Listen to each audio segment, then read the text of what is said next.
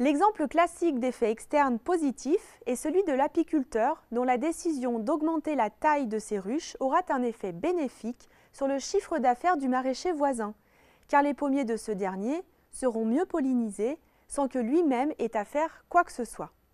En d'autres termes, un effet externe se produit lorsqu'une décision économique d'un agent a un impact indirect sur le bien-être d'un autre agent sans intervention de ce dernier. Les effets de réseau sont un exemple particulier d'effet externe et nous allons voir pourquoi. Êtes-vous inscrit sur Facebook ou Twitter? Si oui, avez-vous été le premier ou la première à le faire parmi votre entourage ou vos proches?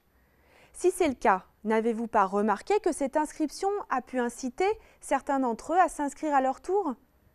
Inversement, n'avez-vous pas été incité à vous inscrire suite à l'action d'un de vos proches?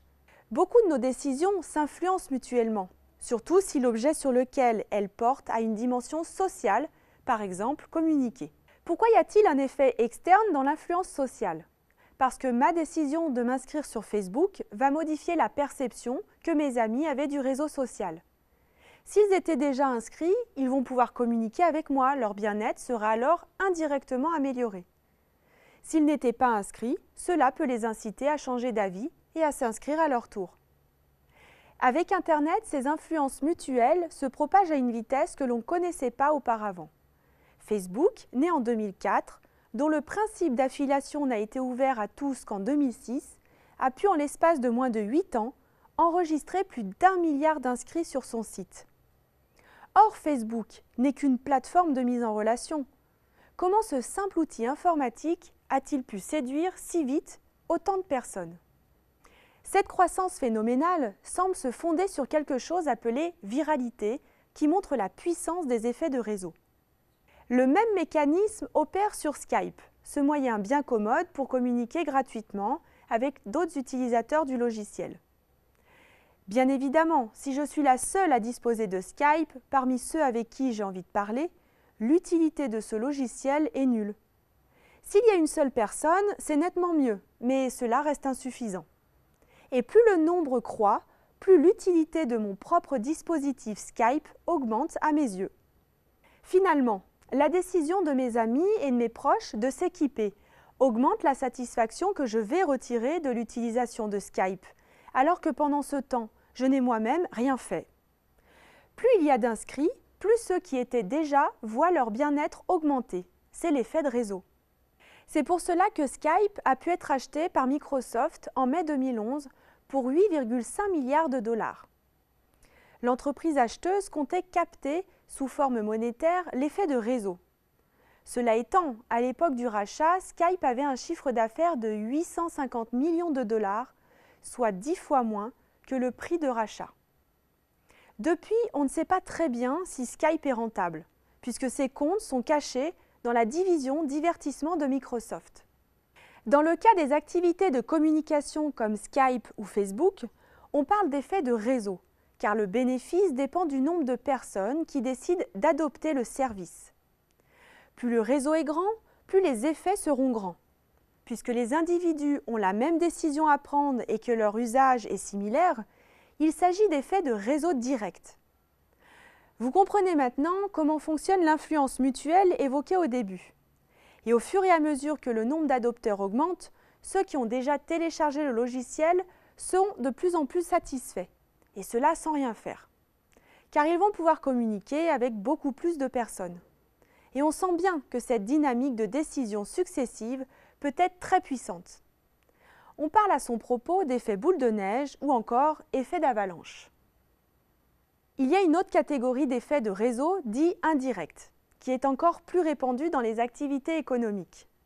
Dans les effets directs, tous les individus jouent un rôle similaire et prennent la même décision, adopter ou non le produit. Dans les effets de réseau indirects, au contraire, les individus ne sont pas similaires. On peut les diviser en deux catégories. Donnons quelques exemples où naissent des effets de réseau indirects. Sur une place de marché public, il y a deux catégories d'acteurs économiques. Les vendeurs qui ont loué un emplacement et apportent leurs marchandises, et les acheteurs qui se promènent de stand en stand pour faire leurs emplettes. De la même façon, sur Airbnb, certains proposent leur logement et d'autres cherchent un lieu où dormir. Sur Blablacar, il y a des chauffeurs et des passagers. Sur Visite, des hôtes et des convives. Dans les plateformes de pair à pair marchands, il y a ainsi deux versants. C'est toujours le cas pour que les effets de réseau indirect se déclenchent. Il existe un effet de réseau parce que les agents économiques s'influencent mutuellement, mais de façon particulière. Ma décision ne va pas dépendre de celle des agents de ma catégorie, mais au contraire de celle des agents de l'autre catégorie. C'est fondamental. Par exemple, ce qui m'incite quand je suis vendeur à venir sur un marché, c'est le nombre de clients que je vais pouvoir y trouver, pas le nombre de vendeurs qui s'y trouvent déjà installés. Au contraire, si j'ai trop de concurrents, cela exerce sur moi un effet externe négatif. Inversement, ce qui m'importe en tant qu'acheteur, c'est de pouvoir être sûr de trouver beaucoup de vendeurs. Jeffrey Rolfe a, dans le milieu des années 1970, publié un article très important sur le mécanisme des effets de réseau. Pour lui, il se décompose en deux phases distinctes. Une première de croissance très lente qui peut même avorter et la dynamique s'arrêter. Mais si le phénomène d'influence sociale a atteint une certaine taille, tout d'un coup, les choses s'accélèrent. Il se met en place une croissance irrésistible car elle est auto-entretenue. Le point à partir duquel le phénomène d'influence mutuelle semble s'accélérer est appelé masse critique. Ainsi, lorsqu'un site de mise en relation pour la consommation collaborative comme Airbnb ou Blablacar lance son activité, il doit connaître deux phases distinctes. Dans la première partie de son existence, il semble devoir escalader une montagne. Il n'y a pas assez de clients ou d'inscrits, et ceci n'incite que peu de personnes à le faire car il n'y a pas assez d'influence des inscrits sur les non-inscrits. Puis, une fois la masse critique atteinte, l'effet d'avalanche se déclenche. Les nouveaux inscrits incitent d'autres à le faire et le processus s'accélère. La puissance des effets de réseau est très grande.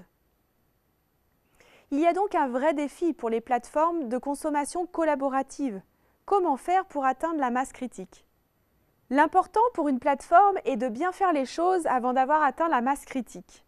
Car c'est dans cette phase-là que tout se joue et c'est justement dans le moment de démarrage que les conditions sont les plus difficiles. Après, une fois cette fameuse masse critique atteinte, il suffirait en théorie de se laisser porter par la dynamique des effets d'avalanche. En théorie seulement. Car il faut quand même rester vigilant, notamment sur ce que fait la concurrence et aussi sur la façon dont évolue le marché. La période d'incubation qui précède la masse critique peut être plus ou moins longue. 5 ans pour Blablacar, 6 ans pour Google et au moins 5 ans pour TaskRabbit. Comment, durant cette période ingrate, savoir si on fait fausse route et arrêter tous les frais, ou être patient et obstiné, car la masse critique finira bien par être atteinte. Un danger aussi est de tomber dans le gouffre. Geoffrey Moore publiait en 1991 le livre Crossing the Chasm, où il expliquait qu'une innovation pouvait tomber dans un gouffre avant de décoller, parce qu'après avoir conquis les utilisateurs les plus enthousiastes, ce qui est le plus facile à faire, elle ne savait pas conquérir les autres, moins emballés a priori.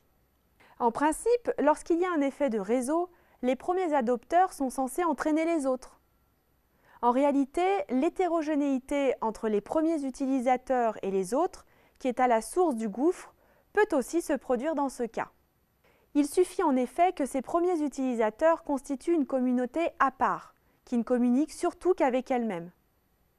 Alors son pouvoir d'entraînement vis-à-vis des autres utilisateurs est trop faible, et l'innovateur doit s'adresser directement au gros du bataillon pour espérer enclencher le véritable effet de réseau, celui qui concerne justement ces gros bataillons.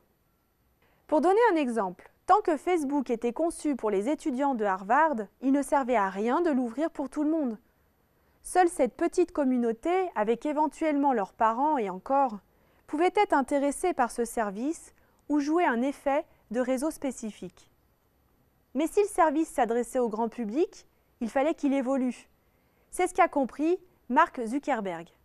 Cet exemple clôt notre première séquence, où nous avons vu que l'économie collaborative est fondée sur les interactions entre individus qui se considèrent mutuellement comme des pairs. Ces interactions passent par des plateformes numériques qui permettent à une foule de personnes d'interagir entre elles. L'objectif de ces plateformes peut être marchand, gagner beaucoup d'argent ou simplement celui d'encourager la collaboration. Mais quel que soit l'objectif, les interactions entre pairs peuvent se déployer grâce au numérique à une très grande vitesse à partir du moment où la communauté des pairs a passé une taille critique. Et bien que les rôles apparaissent bien définis dans les interactions de l'économie collaborative, acheteurs, vendeurs, producteurs, consommateurs, loueurs, locataires, chacun peut à des moments différents être l'un ou l'autre. C'est pour cela que nous sommes tous pairs.